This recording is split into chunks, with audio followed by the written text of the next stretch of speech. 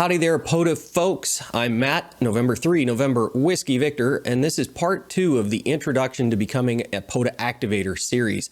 Today we're going to talk about planning and activation.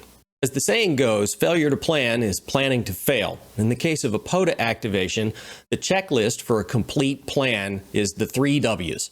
Where are we going? When are we going? And what are we going to take? Most POTA activation planning is going to start with the map of the park entities.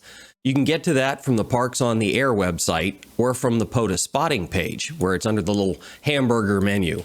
If your location services are enabled, the map will automatically center around approximately where you are right now. If not, you'll end up off the coast of Africa. For this activation plan, let's head to the south and east of Pittsburgh to the Laurel Mountains, see if we can't get some altitude for both the RF and to get out of this heat. It looks like there's a cluster of parks here that we could take either the interstate or the U.S. highway to get to. For the sake of the exercise, let's assume we're going to take the scenic route, go out US 30, so I'll start with the park that's closest to that road. K1370, Laurel Mountain State Park. Well, mountain sounds like what we were after, so let's go see what we can find out about that park. Well, for starters, let's just zoom in right here on the POTA map. You can see the park boundary, plus or minus. We're going to go confirm that with an official source right here on our own map. You can also see the topography, and sure enough, Laurel Mountain is the right name for this thing. It looks like a good bit of the park is on a plateau on the top of the mountain. That should be excellent for a POTA activation. Since this looks like a winner, let's go find out what the state of PA has to tell us about this park. First thing we're looking for, is this park open? Yeah, it's mid-2020. We're still dealing with the COVID nightmare. But fortunately, at least of the last update from the park folks, this one appears to be, for the most part, open. Not the campground, though. So if that was your plan, sorry. What we're really looking for at this point is the map. There's this overview map that shows the Laurel Mountain Park in relationship to some of the other parks in the area. But what we really want is this interactive map that's going to show us all the details. Here's Laurel Mountain State Park in the state mapping system. If you compare the information here to the information on the POTA map, you can see that this plateau that's in the bottom half of the park on the map is where this Summit Ski Road goes. So our plan probably should be to follow along this road, find a park facility someplace on here where we can set up shop, because that'll have us up on the plateau. The other thing the state map shows us clearly is that there is a boundary between Laurel Mountain State Park and this dark green area down here, which turns out to be Forbes State Forest. If I go back to the POTA map for a minute and zoom out a little bit, you'll see this yellow dot down here is the one for Forbes State Forest. So it has a park designator and could be activated. And just looking at the POTA map, you might think, well, all of this green stuff has got to be the state forest, so the state park is in the forest. That's a twofer, right? No. According to the official sources, these are separate entities. The property doesn't overlap. In fact, it turns out they're owned and operated by different agencies. So unfortunately, as much as it looks like it ought to be on the map, no twofer here. The other thing that caught my eye in the official source here is this little orange line down in the bottom, the Laurel Highlands Hiking Trail. I don't know if that trail is part of the POTA system, and it's not within 150 feet of the park I was planning to go to anyway, but it does run up here into some green, and lots of trails are in the system. So let's slide on over here and see what we're getting into. So it turns out there's another state park that sort of wraps around the corner here called Laurel Ridge State Park. And this Laurel Highlands Trail runs right through the middle of it. In fact, it goes all the way up here to the north and zigs around the park. Almost is built around the trail. Let's go back to the POTA system and find out if Laurel Ridge State Park is an entity, and more importantly, if the Laurel Highlands Hiking Trail is one. Because if they both are, now we've got our magic twofer possible. So going back to the POTA map, here's the Laurel Mountain State Park. And you go around the corner and you see, well, there's a green border there. There's some green space. Here's another green border. It kind of looks like it has the same shape as it did on the other map, but there's no yellow pin there. There's nothing to indicate that that is in fact part of the POTA system. We're going to have to check it out another way.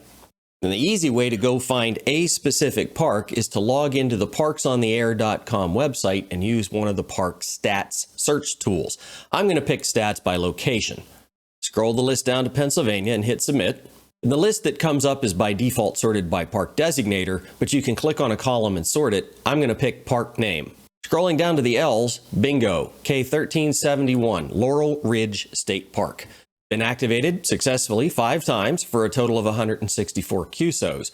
But the important thing for us, this park is in the POTA system.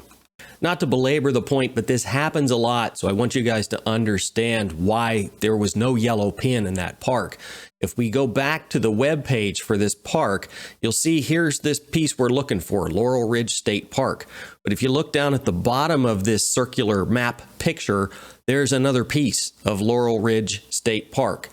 Laurel Ridge, like many state parks, is busted up into a whole bunch of pieces. There are, I think, 7 or 8 of them spread throughout the middle of the state that all qualify as the same park. But in the database that drives the POTA map, there's only one set of latitude and longitude coordinates for a given park. So you got to pick one to put the yellow dot in. Here's our Laurel Mountain State Park. We just verified that right up here is Laurel Ridge. But it turns out the dot for Laurel Ridge is all the way down here, well south of Seven Springs Ski Resort. Just the nature of cartography. It's a complex data set, and the reality is to do this effectively, you're going to have to learn how to use a couple of sources of data. Going back to the park stats, you'll remember we got into this whole mess because we were looking for a twofer. We were hoping to find the Laurel Highlands Hiking Trail as one of the park entities. But it's not looking good. Here's Lackawanna State Park and here's Laurel Hill. The Laurel Highlands Hiking Trail would be right in between those two if it were in the system. Just as an aside, there's a great resource for investigating those trails. The National Park System maintains another one of these web-based GIS systems that lays them all out. If we start zooming in here to where we're looking in Pennsylvania, well, I don't know. It sure looks like there's a trail here, the Potomac Heritage National Scenic Trail. In fact, zooming into where we were, here's Laurel Mountain State Park. You go around the corner, here's Laurel Ridge State Park. And I'll be darned, one of those pink lines runs right through the thing. You don't suppose? Well, what do you know? It turns out that Laurel Highlands Hiking Trail is actually part of the Potomac Heritage Trail. Well, that's part of the National Trail System. Let's verify that by going back to the Parks on the Air website. This time I'm going to pick parks by entity because I want to search the entirety of the US. Wait for the page to fully load, which will take a minute. And then when I start to type Potomac in the search box, look what I find. The Potomac Heritage Trail, K4564. So what does that all mean? Well, basically it means if I've only got time to deal with one activation, I'm going to probably head for Laurel Ridge State Park. I'm going to go somewhere in here, find one of these facilities, hike back to within 100 feet of the trail, and set up where I can activate both the park and the trail at the same time. I can give hunters 2 park designators, and I'll be submitting 2 separate logs with the same QSOs in them. Double your fun for no more work. All right, now that we finally know where we're going, let's figure out when we're going to go. Step 1 is to make sure the park is open. This park had the same COVID information as the other one, so we're okay there. The park hours are dawn to dusk, essentially, so no late shifts at this one. Another thing worth checking, at least when times are better than they are under COVID-19, is the park event calendar. If there's a major event going on at the park, space to set up a ham radio station away from everybody else may be at a premium. The last thing we need to double check while we're on the park website is whether or not there's going to be a permit required to do an activation there.